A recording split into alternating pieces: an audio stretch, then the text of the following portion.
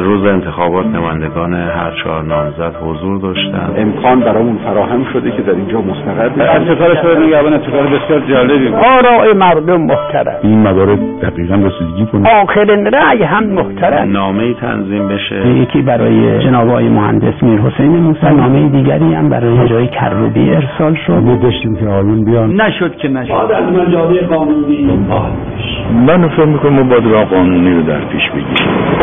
سه‌شنبه 18 خرداد 1388 ساعت 6 بعد از ظهر، ساختمان شورای نگهبان. تشکر قدردانی کردن به خاطر رعایت. هنوز 5 روز تا برگزاری 10مین دوره انتخابات ریاست جمهوری باقی مانده. رؤسای ستادهای انتخاباتی نامزدها در جلسه‌ای برای آشنایی با فعالیت‌های نظارتی شورای نگهبان حاضر شدند. شورای نگهبان برای پیشگیری از هر گونه شبهه و شایعی این افراد را دعوت کرده تا آنها از نزدیک تلاش‌های همه‌جانبه و دقیق شورا را مشاهده کنند. به علاوه در همین جلسه قرار شد هر نامزد نماینده‌ای معرفی کند تا روز رأیگیری در شورای نگهبان مستقر شده و تفصیلاً بر عملکرد شورا نظارت داشته باشند. بعد از آن میرحسین موسوی با نامه‌ای عباس آخوندی را به نمایندگی خود معرفی کرد. مهدی کروبی هم سید جلال ساداتیان را معرفی کرد. علی احمدی نماینده محسن رضایی شد و علی اصغر زارعی نایب محمود احمدی نژاد. 22 خرداد روز برگزاری انتخابات ریاست جمهوری، ستاد شورای نگهبان. خدا قوت. خسته نباشید. سلام. خسته نباشید. خدا قوت.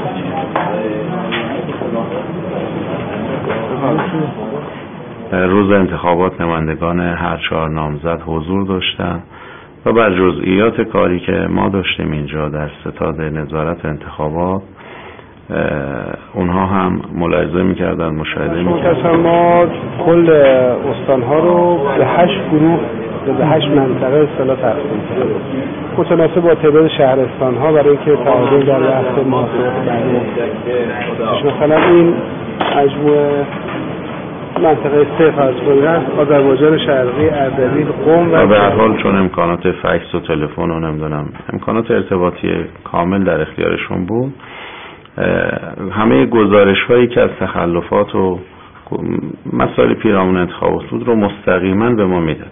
برای ما هرچی اون گزارش میشه سریع بلافاصله ما اینجا مستقر شدیم که فاصله رو کم کنیم دیگه. در واقع شورنگهبان که فاصله توی مرحله که همکاریش فوق العاده خوبه، ما هر چی که ممکن منتقل بشه بلافاصله منعکس می‌کنیم به شورنگهبان.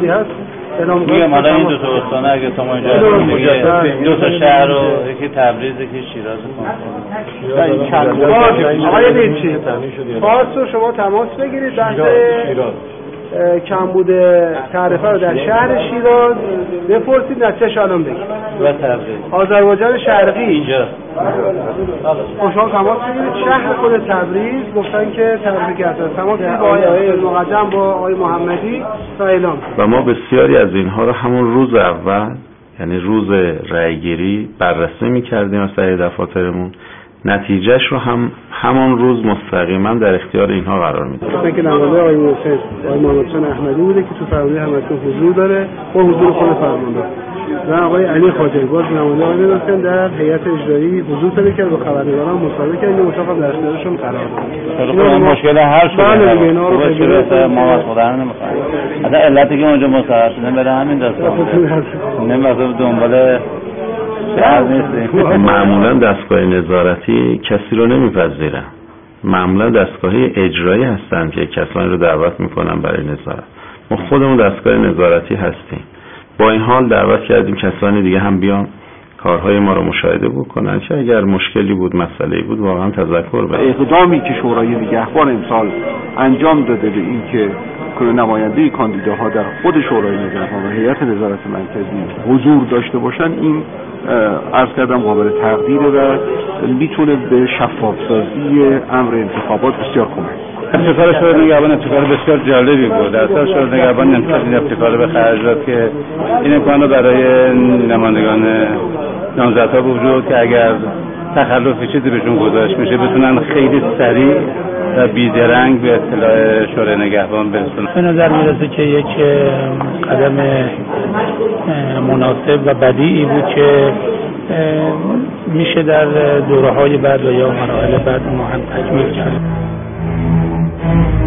اما انتخابات تمام نشده بود که میرحسین موسوی خود را برنده آن معرفی کرد. برابر اطلاعاتی که ما از ستادهامون داریم در سطح کشور، برنده قطعی با نسبت آرای بسیار زیاد این جانب هست. نه مخصوصا واقعا سنسرفان که الان شما اخباریم هیئت نظارت شما خواهد ممنون. جایی آمار ارقام اومده هنوز یا نه؟ ما الان آماده میشیم که فرمایی که به اصطلاح دارن رو از با فکس دریافت کنیم که صورت جلسات اصطلاح فرم 22. نمایندگان نامزدها با امکاناتی که در اختیارشان گذاشته شده روند انتخابات را زیر نظر دارند. آنها در فضایی صمیمی و دوستانه تا پایان رأیگیری و تجمیع آرا در محل حضور دارند. الله دستون درد کنه، خیلی متشکرم. دستون درد کنه.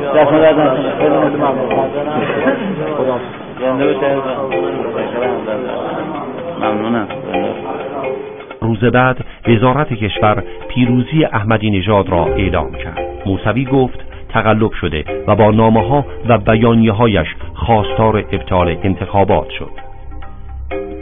3 روز از انتخابات گذشته بود که شورای نگهبان در نامه‌ای نامزدهای معترض را برای رسیدگی به شکایاتشان دعوت کرد. آنها نمایندگانی فرستادند و جلسه‌ای در شورای نگهبان تشکیل شد.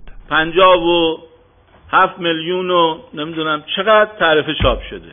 اطلاعاتی که ما داریم 59 میلیون و 600 هزار تعرفه برگ تعرفه چاپ شده، در حالی که شب انتخابات باز یک فقره دیگه چاپ شده بدون سریال. اینجوری که اطلاع به ما رسیده 12 میلیون برگ تعرفه دیگر چاپ شده. شما بحث تعرفه ها رو دارید مطرح میکنید، خب ما نه این اطلاعات رو نداریم که شما میفرمایید یه 59 میلیون و 600 هزار تا تعرفه چاپ شده است، شب انتخابات باز 12 میلیون چاپ شده است. اینا خب یه ادعای عجیب و غریبی است که باید مستند بشه، واقعا باید روشن بشه. اجازه بدید، باید آیا قاضی میتونه بدون مستندات نظر بده؟ آقای امیری توضیح میدن بعد که به عنوان قاضی هم هستن. آیا میتونه بشینه اونجا بگه هرچی که من حدس میزنم درسته؟ باید بررسی بکنه ببینه اسناد و مدارکی هست.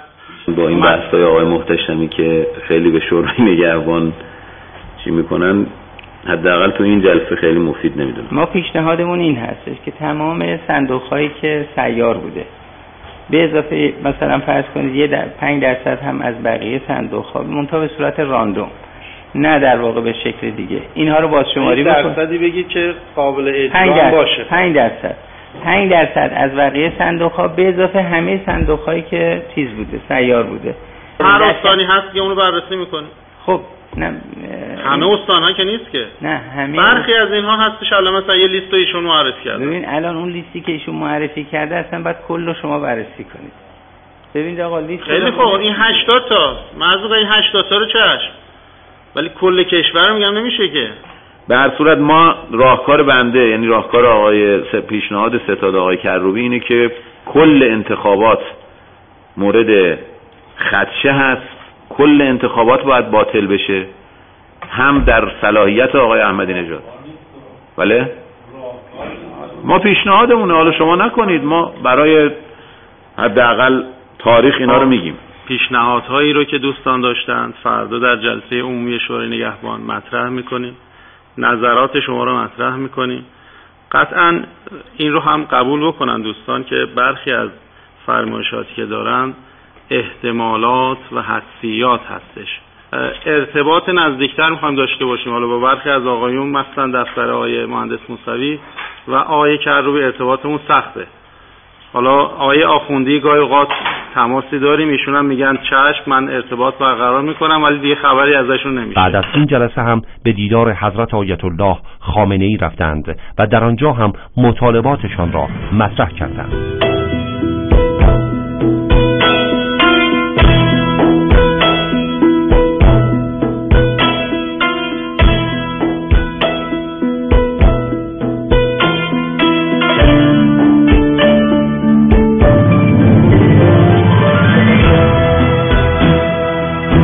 جلسه بسیار صمیمانه بود با رهبر بزرگوار انقلاب و جلسه بسیار هم صمیمی بود و هم مباحث بسیار روشن و شفاف بیان شد. علتش هم این بود که مقام معظم رهبری وقتی که تشریف فرما شدن در اون جلسه خودشون رسانه اعلام فرمودن که این جلسه رو من نمیخوام یک جلسه رسمی باشه، یک جلسه کاملا آزاد بدونید و هر بحثی رو که دارید مطرح بکنید که اینجا بتونیم در واقع بهش پاسخ بدیم و یک راهکاری براش پیدا بکنیم. من در همه انتخابات‌های گذشته به مسئولین کشور اعتماد کردم، به وزارت کشور، به شورای نگهبان، در حالی که میدونید در موارد متعدد مسئولین از صلاحیت مختلف بودن، اما من به مقام مسئولی که میشناسم و قاعده کار او رو میدونم اعتماد میکنم. در این نوبت هم همینجوره،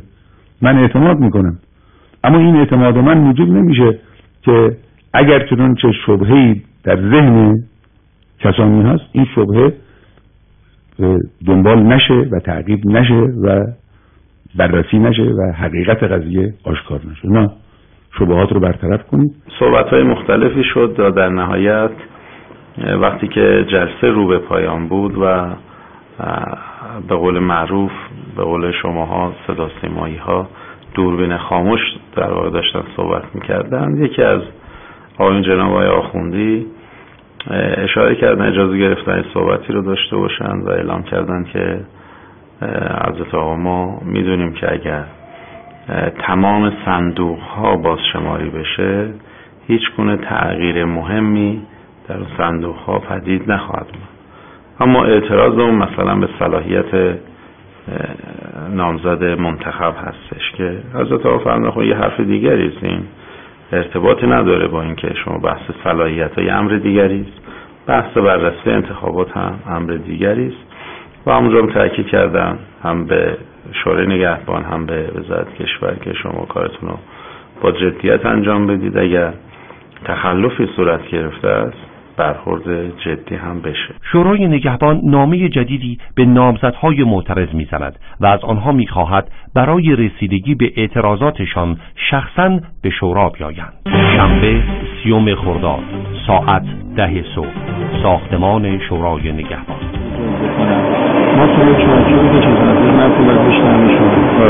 محسن رضایی نظراتش را مستقیما با شورای نگهبان مطرح کرد. در این جلسه بنا شد در 6 استان مورد نظر او 10% از صندوق‌ها مجددا شماره شود.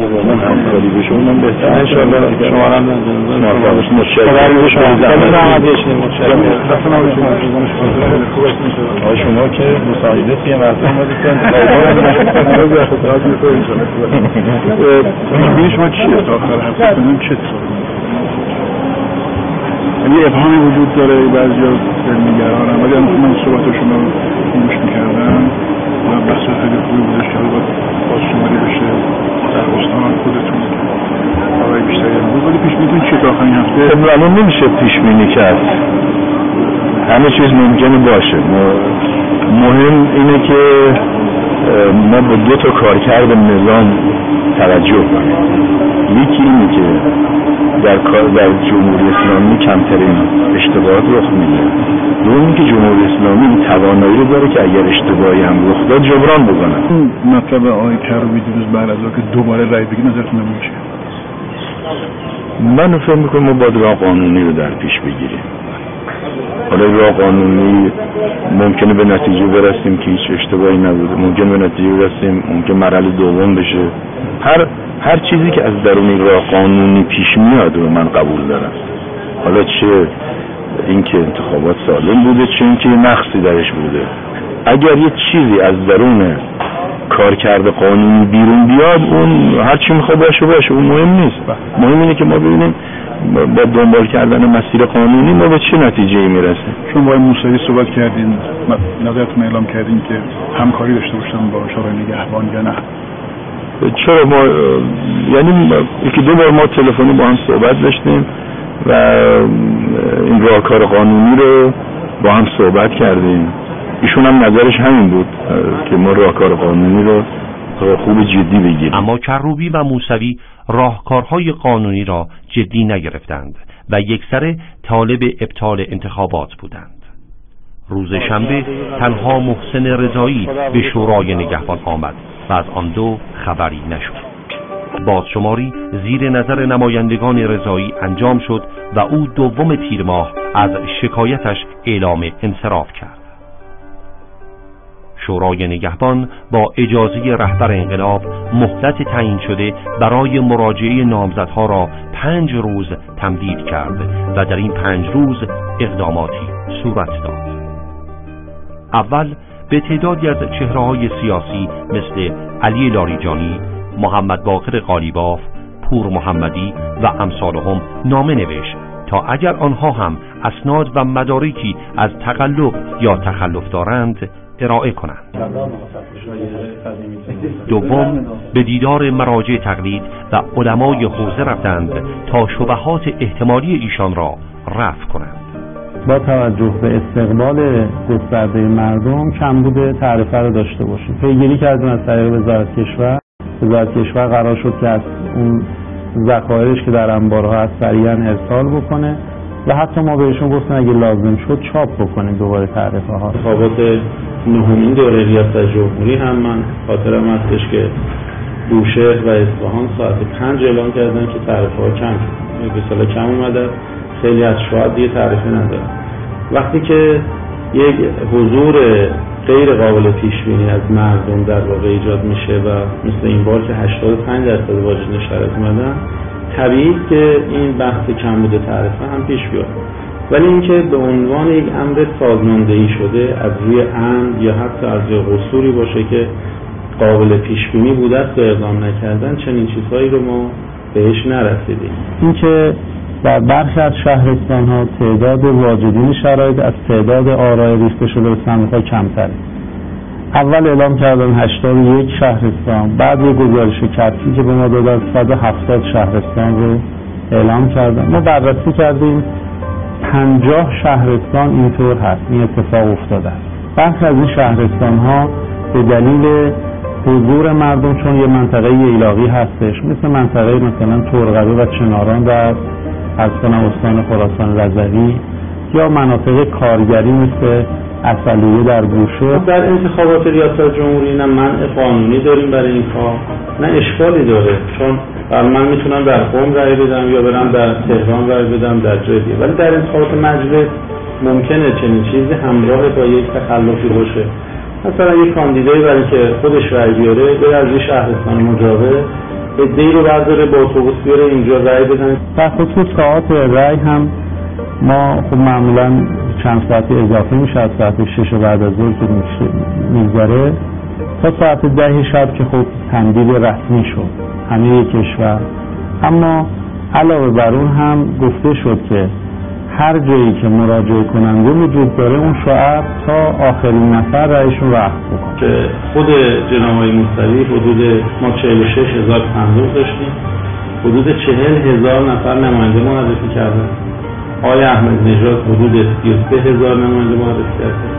آقای رضایی حدود نزدیک 6,000 5,000 خورده‌ای هست و آقای کروبی هم حدود 3,000 هست که اکثرا اونهایی که معرفی شدن سر موعد حاضر بودن. برخی از اینها مثلا دیر اومدن تا صبح خب ساعت قبل از 6 اینها آماده بودن برای اینکه صندوق رو پلم بکنن آماده بکنن.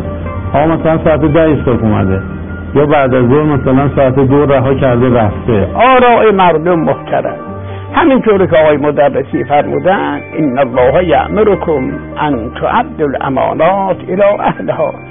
آخرین رأی هم محترمی، ولی در عین حال باید تشریف بیارن تفاهم کنن دور بنشینن اونها، دور بنشینن شورای نگهبان، مسئله حل نمیشه. اما اگر اینها به هم نزدیک بشوند، سخنان هم دیگر را بشنوند، قسمت اعظم از مشکلات حل خواهد شد. چی از آن خامنه‌ای بالاتر؟ او نه تنها مورد احترام حقوق ماست، تو نمازهای شب دعا میکنیم. اما سکان، این صیغه جمع ولی مفرده، سکان کشتی مملکت دولت‌فعلی به دست بود. باید دعا کرد. این جور آمده، بعد هم اون جور به رشد نواله که ولیعصر استغاثه کرده، باز شما شورش میبینید. باید از مجاری قانونی همونطور که فرمودن مسائل دنبال بشه. من هیچ توقع نداشتم که اگه میدونستم خواهد شما میرسیدم، ولی اطلاعات خوبی که سومین اقدامی که شورای نگهبان در فاصله تمدید مهلت 5 روزه انجام داد، تشکیل کمیته 6 نفره بود، مرکب از شخصیت‌های مختلف سیاسی برای رسیدگی به اعتراضات. آقای ابوترابی نایب رئیس محترم مجلس شورای اسلامی روز 28 خرداد 1388 از من دعوت کرد که فردای اون روز 29 که جمعه بود به دفتر ایشون در مجلس شورای اسلامی برم. با بنده تماس گرفته شد و اجمالاً شکل‌گیری یک چنین هیئتی رو اطلاع دادن و پیشنهاد کردن بنده هم عضو این هیئت باشم. روز جمعه جلسه تشکیل شد. قرار شد که در اون جلسه هیئت ویژه با ترکیب همه اعضایی که من عرض کردم خدمتتون، در پایان قرار شد که نامه‌ای تنظیم بشه. دو نامه، یکی برای جناب آقای مهندس میرحسین موسوی و نامه دیگری هم برای جناب حجت الاسلام و المسلمین حاجی آقای کروبی ارسال شد و از اونها بخواند که نمایندگانی تعیین کنند که با این هیئت همکاری کنند. فقط حرف ما این بود که اگه ما این رسیدگی رو در غیاب نمایندگان مورد اعتماد معترضان بکنیم، باز فردا میگن که خب خودشون بریدن، خودشون هم دوختن. ما گفتیم تقلب شده، اونام گفتن ما رسیدگی کردیم تقلب نشده. پس این هیچ رو ثابت نمیکنه. اگر شبهه‌ای ولو اندک در ارتباط با این هیئت بود، خب این شبهه برطرف میشد با حضور خود آقایون، با حضور نمایندگان آقایون و مسئله تا آخر پیگیری میشد. شورا نامه‌ای به 2 نفر نامزد معترض نوشت و ضمن معرفی اعضای هیئت جدید پیشنهاد بازشماری 10% از کل صندوق‌ها را در حضور این هیئت مطرح کرد. در این نامه از موسوی و کروبی خواسته شد تا برای حضور در هیئت ویژه نماینده‌هایی معرفی کنند. اما کروبی که ابتدا از تشکیل هیئت ویژه استقبال کرده و قول همکاری داده بود، در جواب این نامه مشروعیت این هیئت و حتی شورای نگهبان را رد می‌کند. موسوی هم برای بار چندم تجدید انتخابات را می‌خواهد و کمیته 6 نفره را رد می‌کند.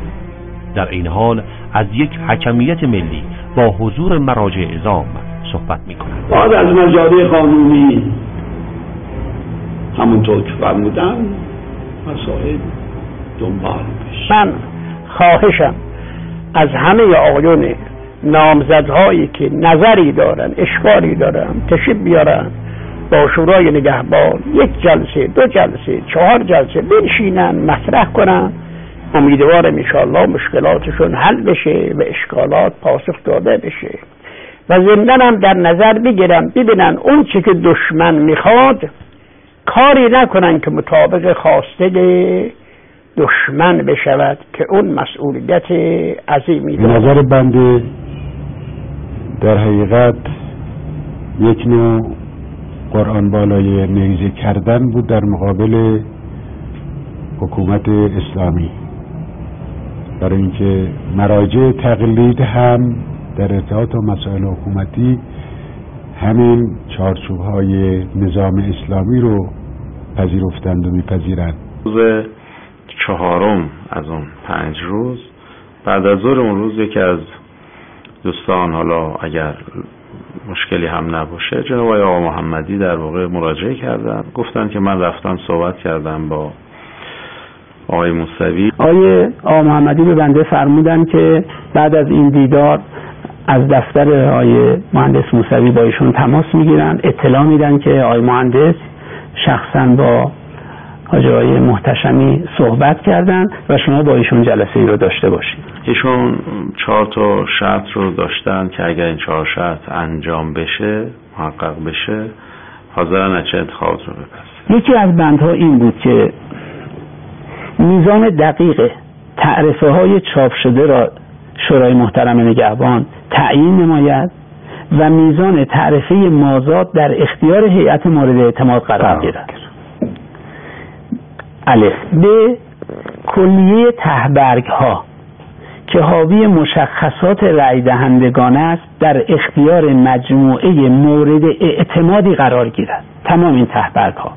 پیشنهاد دیگرشون این بود که 1/3 صندوق های سیار و معادل با کسری از آن، مثلا 20% از صندوق های ثابت به صورت تصادفی محتوای آن مورد بررسی قرار بگیره. پیشنهاد دیگه این بود که صندوق های بعضی از استانها که آرای اونها بیش از واجدین شرایط است، مثل استان یزد و مازندران بازشماری گردد.